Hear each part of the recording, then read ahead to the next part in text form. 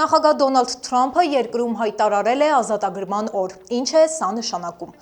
Ամերիկյան շուկան պաշտպանելու եւ Ամերիկան առաջին տեղում կարգախոսը կյանքի կոչելու նպատակով Թրամփը սկսել է մեծածավալ առևտրային պատերազմ, բարձրացնելով ներկրման սակագները։ Արդեն իսկ ուժի մեջ են մտել 25%-անոց սակագները պողպատի եւ ալյումինի ներկրման համար։ Նույն չափ սակագին է սահմանվել նաեւ բոլոր օտարերկրյա ավտոմեքենաների ներկրման վրա։ Ավտոպահեստամասերի վրա նմանատիպ սակագները նախատեսվում են սահմանել մայիսի սկզբին, ինչը կարող է մեծ խնդիրներ առաջացնել սպառողների եւ վաճառողների համար։ Այս եւ այլ թեմաների մասին ել ավելի մանրամասն կխոսենք թողարկման ընթացքում, դե ինչ մնացեք մեզ հետ, որպեսզի միասին բացահայտենք ամերիկյան անցուդարձը։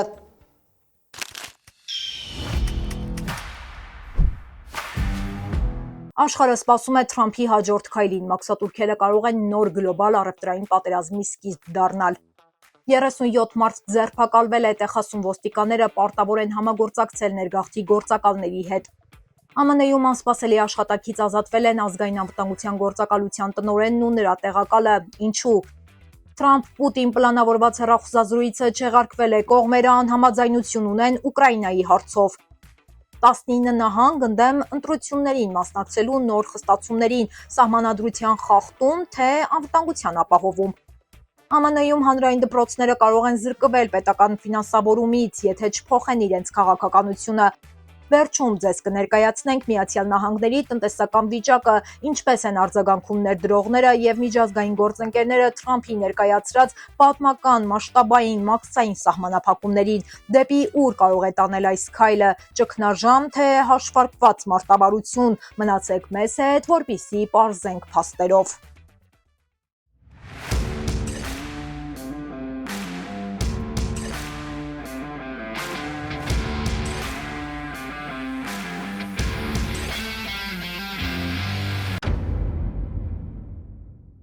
Եվ այսպես, նախագահ Դոնալդ Թրամփը հիմա էլ հայտարարել է, որ պատրաստվում է 54%-անոց մաքսատուրք սահմանել Չինաստանից ներկրվող բոլոր ապրանքների վրա։ Չինական ընկերությունները իհարկե փորձել են որոշակի առումով շրջանցել այս տարբերակը, հիմնականում իրենց արտադրությունը տեղափոխելով ասիական այլ երկրներ, սակայն Թրամփի նոր որոշումը դժվարեցրել է նաև այդ ուղիները։ Արդյունքում Վիետնամից ներկրվող ապրանքները արդեն հարկվում են 46%, իսկ Կամբոջայից 49% սակագներով։ Չինաստանը խոստացել է խիստ պատասխան տալ, նշելով, որ ԱՄՆ-ն կզղջա այս քայլի համար։ Փորձագետները մտավախություն ունեն, որ այս առևտրային պատերազմը լուրջ վնաս կհասցնի ամբողջ աշխարհի տնտեսությանը, այդ թվում նաև ԱՄՆ-ին։ Միաժամանակ Թրամփը սպառնացել է 25%-անոց սակագներ սահմանել նաև Կանադայից ու Մեքսիկայից ներկրվող ապրանքների վրա։ Այս երկրները, ինչպես նաև Եվրոպան, Ճապոնիան եւ Հարավային Կորեան արդեն պատրաստվում են պատասխան միջոցառումների։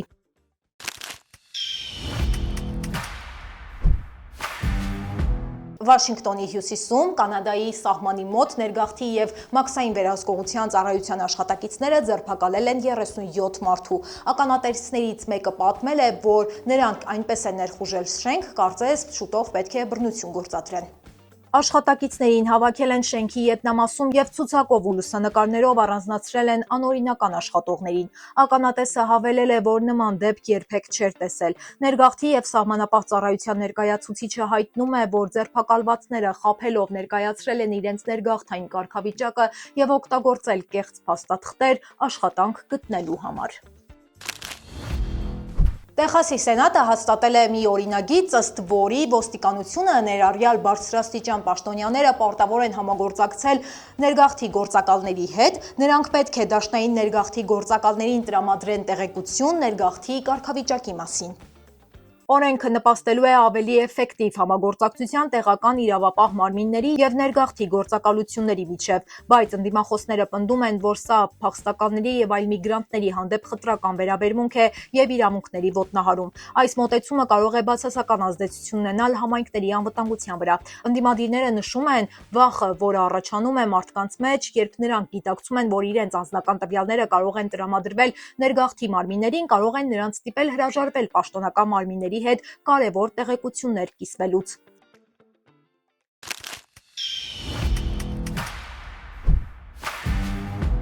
Լոս Անջելեսի ազգային անտառը, որը հունվարին տուժել էր ավերիչ անտառային հրդեհներից, այժմ հերթով բացում է այցելուների շրջանում հայտնի մի քանի ճանապարհներ եւ հանգստյան գոտիներ։ Անտառը փակ էր մարդկանց անվտանգությունը ապահովելու համար, այժմ անտառապահ ծառայությունը հայտնում է, որ որոշ հատվածներ արդեն պատրաստ են ընդունել այցելուներ։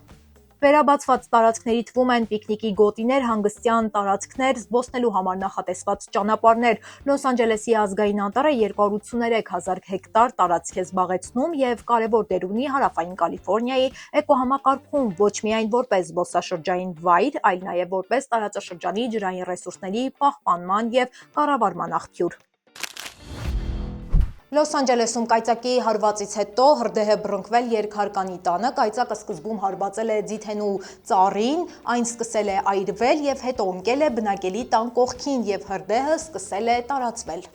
Լոս Անջելեսում վերջին օրերին եղանակային պայմանները փոփոխական են, տեղումներ, ամպրոպներ եւ կայծակներ։ Մասնագետները զգուշացնում են վտանգավոր կայծակների եւ ամպրոպների մասին, որոնք կարող են առաջացնել հեղեղումներ։ Ամեն դեպքում եղանակային պայմանները կարող են արագ փոփոխվել, պետք է հետևել եղանակային ծառայությունների հաղորդագրություններին եւ նախազգուշացումներին ապահովության համար։ Լոս Անջելեսի արդյունաբերական հատվածում բնակվող անօթևանները բողոքում են, որ նրանք վարձակալել են տաղավարներ, սակայն նրանց պայմանները չեն համապատասխանում սպասվածին։ Շարժական տաղավարները բնակիչները ձեռք են բերել հենց սեփականատիրոջից, սակայն ապրում են այնպիսի անմխիթար պայմաններում, որոնց մասին անգամ պատկերացում չէին կարող կազմել։ Բնակիչները նշում են, որ իրենց տաղավարներում բացակայում են հարմարավետությունն ու անվտանգությունը, բազմաթիվ խնդիրներ ունեն սեփականատիրոջ հետ կապված վարձավճարների վճարման հետ։ Տարածքի տերը պնդում է, որ այդ անօթևանները պետք է հեռանան, քանի որ պայմանագրի համաձայն նրանք չեն վճարում վարձակալության գումարները եւ տարածքից էլ գողություն են անում։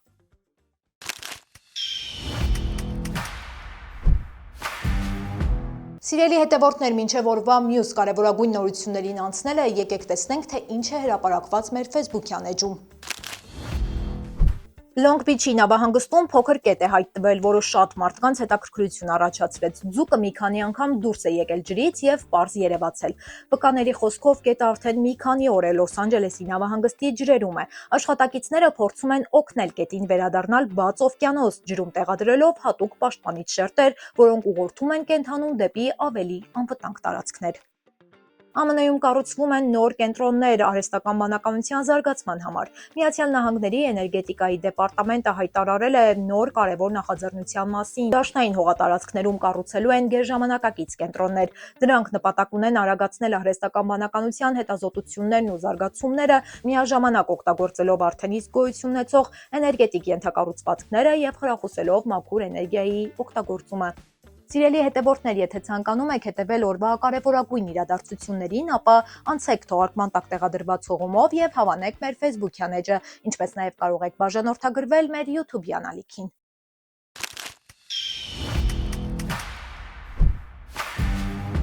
Ազգային անվտանգության գործակալության տնօրենը եւ նրա տեղակալը անսպասելի հեռացվել են պաշտոններից։ Նրանք երկուսն էլ ունեին երկարամյա փորձ եւ համակարգում աշխատում էին բավականին երկար տարի։ Իշխանությունները չեն հայտարարում, թե որն է հեռացման պատճառը, Սպիտակ տունը եւս չի արձագանքել այս ամենին։ Հեռացումները խիստ քննադատության են արժանացել Կոնգրեսում։ Ներկայացուցիչների պալատի հետախուզության հանձնաժողովի առաջատար դեմոկրատը հայտարարել է, որ գեներալը միշտ եղել է ազնիվ, սկզբունքային ղեկավար, ով առաջնորդվել է օրենքով եւ ազգային շահերով, եւ հենց այդ հատկանիշներն են ըստ նրա հնարավոր պատճառ դարձել հեռացման համար։ Նախկին բարձրաստիճան պաշտոնյաները փոփոխությունն անվանել են նախադեպը չունեցող, ընդգծելով, որ նախագահները գործակալության ղեկավարի նշանակելիս հենվում են պաշտպանության նախարարի եւ ԿՀՎ-ի տնօրենի կարծիքի վրա, ոչ թե քաղաքական շահերի։ Սենատում հանրապետական սենատորները կողմ են քվեարկել նոր բյուջեի նախագծին, այս ամենը արվում է նրա համար, որպեսզի ել ավելի Թրամփի վարած տնտեսական քաղաքականությունը ուժգին լինի։ Եվ այսպես, նախագիծը նախատեսում է մեծ հարկային կրճատումներ, ներգաղթի վերահսկողության համար նոր ծախսեր եւ պաշտպանության ոլորտի ֆինանսավորման ավելացում։ Նախատեսվում է պետական պարտքի թույլատրելի չափաբաժինը բարձրացնել $5 տրիլիոն։ Ամեն դեպքում հստակ չի նշվում, թե որ ոլորտներում են կրճատումներ լինելու։ Թեև հանրապետականները պնդում են, որ չեն դիպչի սոցիալական ծրագրերին, որոշները նշում են, որ անհրաժեշտ կլինի կրճատել տրիլիոնավոր դոլարների ծախսեր։ Դեմոկրատները դեմ են եղել։ Նրանք զգուշացնում են, որ այս քայլերը օգուտ են բերում միլիարդատերերին, բայց կարող են վնասել սովորական ընտանիքներին։ Ըստ նրանց, այս բյուջեն հարստացնելու է հարուստներին եւ անտեսելու է աշխատավոր ամերիկացիներին։ Թրամփի եւ Պուտինի հեռախոսազրույցը, որը նախատեսված էր այս շաբաթ, այդպես էլ չի կայացել։ Թրամփի խորհրդականը նրան խորհուրդ է տվել, որ չզանգահարի Պուտինին, քանի որ նախագահը դեռևս մինչև վերջ համաձայնություն չի տվել ռուս-ուկրաինական պատերազմի դադարեցման վերաբերյալ։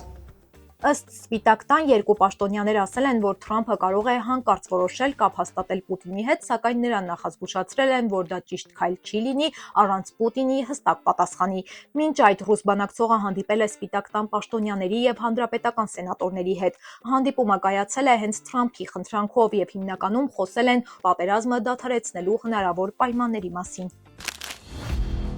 19 նահանգներ միավորվել են եւ դատական հայց են ներկայացրել Թրամփի դեմ, պահանջելով արգելել նոր հրամանագիրը, որով ընտրություններին մասնակցելու համար պահանջվում է քաղաքացիությունը հաստատող փաստաթուղթը։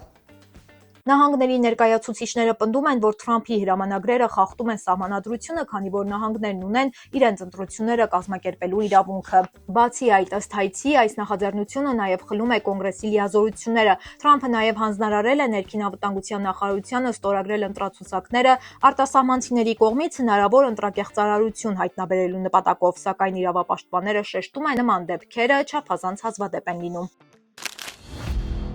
ԱՄՆ-ում լուրջ վեճեր են սկսվել կրթության ոլորտում, եւ այսպես Թրամփի վարչակազմը զգուշացնում է, եթե հանրային դպրոցները չհրաժարվեն իրենց իրականացված ծրագրերից, կարող են զրկվել դաշնային ֆինանսավորումից։ Կառավարական ղեկավարությունը այն ծրագրի մասին է խոսում, որը ստեղծվել է, որպեսզի բոլոր աշակերտները, անկախ իրենց ռասայից, ձեռից, մշակութային կամ սոցիալական ծագումից, ունենան հավասար հնարավորություն սովորելու եւ զարգանալու։ Սակայն Թրամփի վարչակազմը պնդում է, որ այս ծրագրերում երբեմն չափազանց մեծ ուշադրություն են դարձնում ռասայական կամ սեռային ինքնությանը, թուլացնելով ուշադրությունը հիմնական առարկաների ուսումնասիրման վրա։ ԱՄՆ կրթության նախարարությունը նամակ է ուղարկել նահանգներին, պահանջելով բացատրել, թե դպրոցներում ինչ քաղաքականություն է Նրանք նաև պահանջում են երաշխիք, որ այդ քաղաքականությունը չի խախտում պետական մակարդակի օրենքները։ Հակառակ դեպքում դպրոցները կարող են կորցնել պետական ֆինանսավորումը, այդ թվում այն միջոցները, որոնք նախատեսված են ցածր եկամուտ ունեցող շրջանների համար։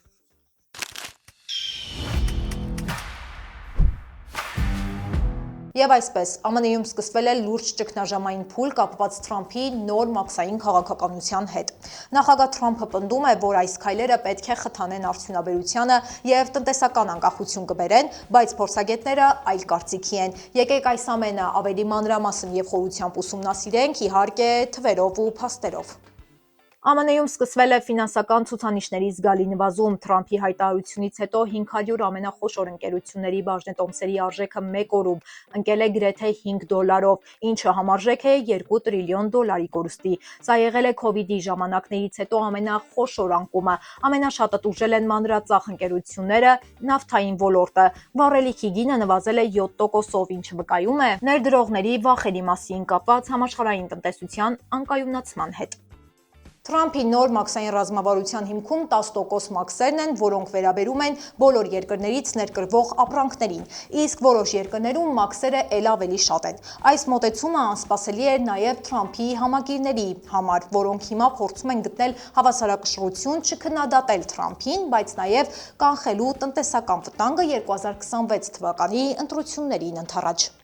Թեպետ Սպիտակ տունը սա ներկայացնում է որպես տնտեսական ինքնիշխանության քայլ, բայց հենց ներսից հնչում են հակասական ձայներ։ Թրամփը մեկ հայտարարում է, սա բանակցային գործիք է, մյուս կողմից մամուլի քարտուղարը պնդում է, որ սա ազգային արտակարգ դրություն է։ Նույնիսկ Թրամփի որդին գրում է, որ այս մաքսերը օգտագործվելու են որպես բանակցային լծակ, մինչդեռ մյուս պաշտոնյաները ասում են, բանակցություն չի լինելու։ Այս հակասությունները ավելի են խորացնում շփոթությունը թե ներսում, թե դրսում։ Վերլուծաբաններն այն կարծիքին են, որ Թրամփի վարած մաքսային քաղաքականությունը կարող է բերել մի վիճակ, երբ ապրանքների գները աճում են, բայց տնտեսությունը չի զարգանում, ընդհակառակը թուլանում է։ Մարդիկ ավելի շատ են վճարում ամենօրյա ապրանքների համար, բայց աշխատատեղերը պակասում են եւ բիզնեսները դադարում են աճել։ Սա համարվում է տնտեսության համար ամենավտանգավոր իրավիճակներից մեկը։ Արդյոք սա բերելու է տնտեսական ճգնաժամ։ ԱՄՆ-ն երկար տարիներ եղել է գլոբալ տնտեսության շարժիչ ուժը որպես հիմնական սպառող։ Այլ երկրներ արտադրում են էժան ապրանք, իսկ ամերիկացիները սպառում են դրանք, պահելով միջազգային առևտուրը շարժման մեջ։ Բայց եթե ներկրվող ապրանքների գները բարձրանան, սպառողական ծախսերը կտրուկ կընկնեն եւ դա կարող է թուլացնել ոչ միայն ԱՄՆ-ի տնտեսությունը, այլ նաեւ գլոբալ շուկաները։ Թրամփը ներկայացրել է այս մաքսերը ազգային արժանապատվության վերականգնում, բայց ներդրողներն ու տնտեսագետները այլ կարծիքի են եւ տեսնում են տնտեսական շատ բարձր ռիսկեր, իսկ թե արդյոք այս մաքսերը կստիպեն որոշ երկրներին նստել բանակցությունների սեղանին, թե կբերեն ել ավելի վտանգավոր պայմաններ եւ տնտեսության անկում, դեռևս հայտնի չէ։ Թրամփը մաքսերը ներկայացնում է որպես ամերիկյան արժանապատվության եւ տնտեսական ինքնիշխանության վերականգնման քայլ, բայց ներդրողներն ու տնտեսագետները դրանք ընկալում են որպես անորոշություն ու ռիսկ։ Արդյունքում հարց է առաջանում. արդյոք այս քայլերը կստիպեն այլ երկրներին գնալ զիջումների, թե կբերեն նոր տնտեսական ճգնաժամ։